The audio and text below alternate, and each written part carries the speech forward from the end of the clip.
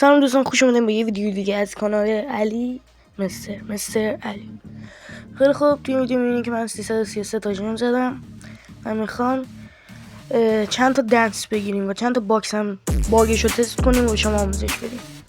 شما خودتون میدونین که همه دنس ها تخفیف برده. حالا بریم سراغ خرید.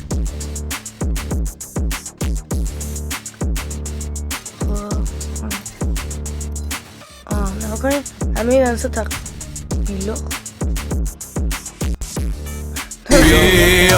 بازم روزا رو بی این دنسه یه زمان این خیلی خوب بود.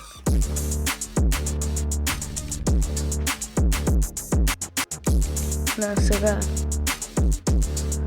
قلب هم قشنگه، خیلی هم پرطرفداره، ولی این دفعه میخوام یه دنس متفاوت بگیرم. این دنس ماشی خیلی گنگه، من روی یکی اکانت هم دارمش. دنس مثبت 18 شد. این دنس خیلی خفنه. خوبه. من به درد دنس اسکواد. این دنس هم بد نیست. سرور میکنه منتها رایگان. این خیلی خفنه. یوتیوبر دارم، ولی ما میخوایم چون باکس هم بزنیم جمعون خیلی کم شد، پس مجبوریم میکنیم همینو میگیریم. حله، همینو بگیریم. دنس رپ.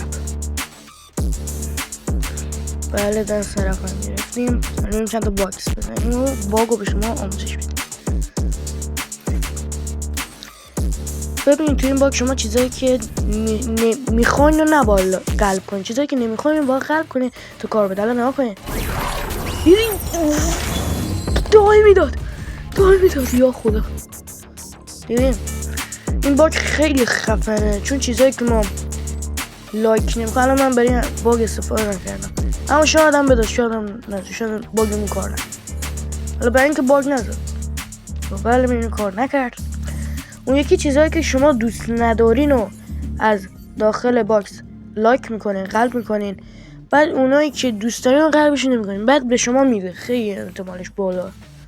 انا این کار نکرد. ببین خیلی خوب، مرسی که تا اینجا ویدیو با ما همراه بودید. ولی تو دنس خفنی گوش بدین. خیلی مرسی که تا اینجا ویدیو با ما همراه بودین. لطفا چنل ما رو دنبال کنین، اون زنگوله رو فعال کنین و سابسکرایب کنین. خیلی مرسی. خدا.